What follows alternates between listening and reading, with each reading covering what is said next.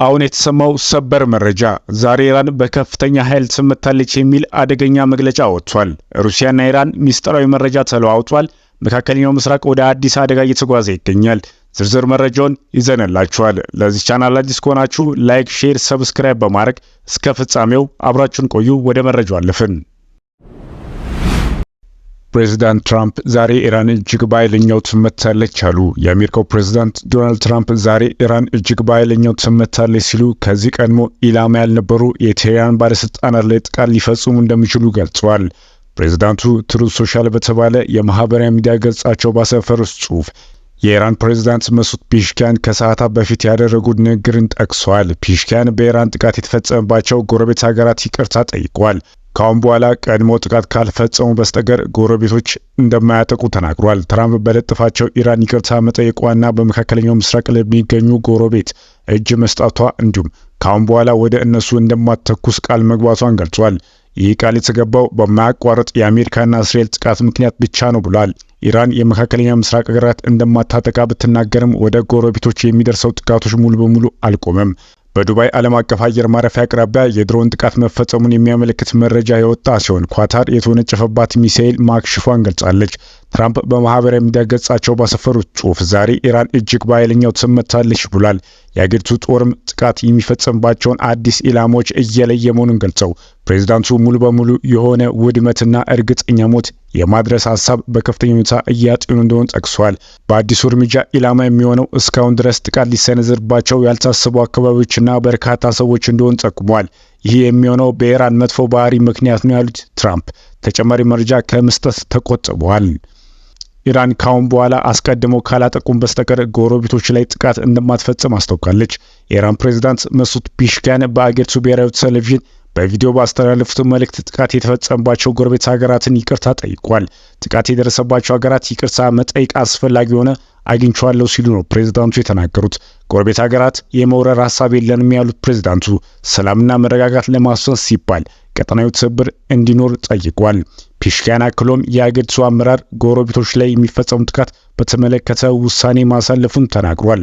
ካሁን ጀምሮ እነዚህ ሀገራት ካላጠቁን በስተቀር ጎረቤት ሀገር ማጥቃት ወይም ሚሳኤል መተኮስ የለባቸውም። ይህን በዲፕሎማሲ መፍታት አለብን ብዬ አስባለሁ ብሏል። ፕሬዝዳንቱ አክሎም ጥቃቶች የተፈጸሙበት በወታደራዊ አመራሮች መካከል በተፈጠረ የመረጃ ልውውጥ ስህተት ምክንያት እንደሆነ ገልጿል።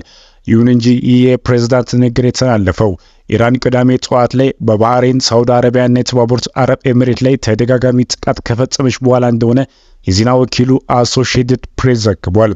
በተጨማሪም የኢራን ፕሬዝዳንት ይህን አጋጣሚ በመጠቀም ኢራን ላይ ጥቃት ለመፈጸም እያሰቡ ያሉ አካላት የኢምፔሪያሊዝም አሻንጉሊት እንደሆኑ ሲሉ ተናግሯል። እስራኤል እና አሜሪካ መደገፍ የክብርና የነጻነት መንገድ አይደለም ሲሉም ተደምጠዋል። ወደ ቀጣይ መረጃ ስናልፍ የተመድ ዋና ጸሐፊ የመካከለኛው ምስራቅ ግጭት ከሁሉም ቁጥጥር ውጪ ሊሆን እንደሚችል ገልጸዋል። የተባበሩት መንግስታት ዋና ጸሐፊ አንቶኒዮ ጉተሬዝ የመካከለኛ ምስራቅ ሁኔታ ከዚህ በላይ አሳሳቢ ሊሆን ይችላል ሲሉ እየተባባሰ የመጣውን ግጭት እንዲቆምም ጠይቋል። ዋና ጸሐፊው በኤክስ ገጻቸው ላይ ባሰፈሩት መልእክት በመካከለኛው ምስራቅና ከዚህም ባሻገር የሚፈጸም ህገወጥ ጥቃቶች በሙሉ ቀጠናው የሚገኙ ንጹሃን ላይ ከፍተኛ ስቃይና ጉዳት እያደረሰ ነው ብሏል። የቀጠናው ሁኔታ ለዓለም ኢኮኖሚ በተለይም ተጋላጭ በሆኑ ወገኖች ላይ አስከፊ ስጋት ደቅኗል ሲሉ ነው ያሳሰቡት። ሁኔታው ከሁሉም ቁጥጥር ውጪ በሆነ ሁኔታ ሊባባስ ይችላል። ውጊያውን አቁሙ፣ ወደ ተጨባጭ የዲፕሎማሲያዊ ነገር ለመግባት ጊዜው አሁን ነው ብለዋል። ሁኔታው ከዚህ በላይ አሳሳቢ ሊሆን ይችላል ሲሉም አስጠንቅቀዋል። የተባበሩት መንግስታት የሰብአዊ ጉዳዮችና የአደጋ ጊዜ ረዳት ምክትል ዋና ጸሐፊ የሆኑት ቶም ፍሊቸር በበኩላቸው ለጦርነት እየዋለ ስላለው ከፍተኛ መጠን ያለውን ገንዘብ አንስተዋል።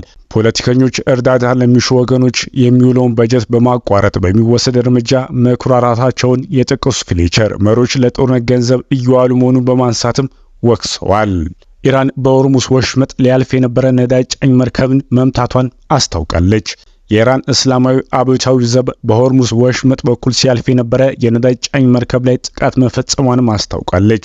አብዮታዊ ዘቡ በቴሌግራም ቻናል ባወጣው መረጃ ፕራይም የሚል ስያሜ ያለው ነዳጅ መርከብ ጫኝ በወሽመጡ በኩል መተላለፍ እንደማይችል በባህር ኃይል የተሰጠውን ተደጋጋሚ ማስጠንቀቂያ ችላ በማለት በድሮን መምታቷን ገልጻለች። ከጠበኛ ሀገራት ጋር አጋር የሆኑ ነዳጅ ጫኝ የንግድ መርከቦች በሆርሙዝ ወሽመጥ በኩል ማለፍ እንደማይፈቀድላቸው ወታደራዊ ኃይሉ አስገንዝቧል።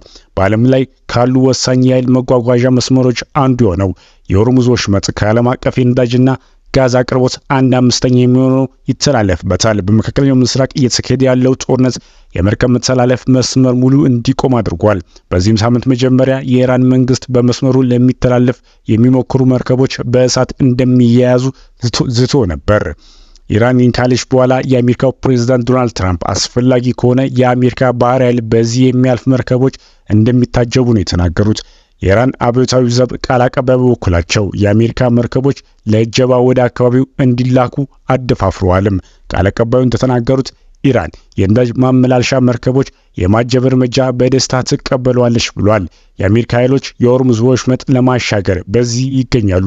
በነገራችን ላይ እኛም መምጣታቸውን እየተጠባበቅን ነው ሲሉ ለአገሪቱ መንግስት መገናኛ ብዙሃን መናገራቸውን ሮይተርስ ዘግቧል። አሜሪካ ማንኛውንም ውሳኔ ከመድረሷ በፊት በአውሮፓውያኑ 1987 የአሜሪካ ግዙፍ የነዳጅ ጫኝ መርከብ ላይ የተፈጠረውን እሳት እንዲሁም በቅርቡ ኢላማ የተደረገው የነዳጅ ማመላለሻ መርከቦች እንድታስታውስ እመክራለሁ ሲሉ ነው የተናገሩት። ወደ ቀጣይ መረጃ አለፍን። እስራኤል በሊባኖስ የሚገኘውን የተመድ ይዞታ ላይ በፈጸመችው ጥቃት ሰላም አስከባሪዎችም ቆስለዋል። ሊባኖስ ውስጥ የተፈጸመው ጥቃት ያጠናከረችው እስራኤል በደቡብ የአገሪቱ ክፍል የሚገኘውን የተባበሩት መንግስታት ሰላም አስከባሪ ኃይል ይዞታ መምታቷን የሊባኖስ ፕሬዝዳንት ገልጿል። በጥቃቱ ሰላም አስከባሪ ኃይል ውስጥ እያገለገሉ ያሉ ጋናውያን ወታደሮች መጎዳታቸውን ፕሬዝዳንቱ በመግለጫው አስታውቋል። የጋና ጦር በበኩሉ 2 ወታደሮች በጥቃቱ ከፍተኛ አካላዊና ስነ ልቦናዊ ጉዳት እንደደረሰባቸው ተናግሯል። የሰላም አስከባሪዎቹ መመገቢያ ማዕከል በጥቃቱ ሙሉ በሙሉ እንደተቃጠለም ነው የተገለጸው። የፈረንሳይ ፕሬዝዳንት ኢማኑኤል ማክሮን እስራኤል የተባበሩት መንግስታት ይዞታ ላይ ጥቃት መፈጸሟን አውግዘዋል። የተባበሩት መንግስታት ኃይሎች በደቡብ ሊባኖስ መረጋጋት ለማምጣት ቁልፍ ሚና ይጫወታል። ዛሬ የአስከባሪው አባላት ላይ የተፈጸመው ተቀባይነት የሌለው ጥቃትን አውግዘዋል ብሏል። ከሊባኖስ ፕሬዝዳንት ጋር የተነጋገሩት የሶሪያ መሪ አህመድ አልሻሪ በበኩላቸው የሁለቱ ሀገራት ሉዓላዊና የግዛት አንድነት መከበር እንዳለበት አጽንኦት ሰጥተዋል። እስራኤል በሊባኖስ የሚገኘውን ሄዝቦላ ላይ የከፈተችበት ጥቃት ተከትሎ በዋና ከተማዋ ቤይሩት ውስጥ ከፍተኛ ፍንዳቶች ተሰምቷል።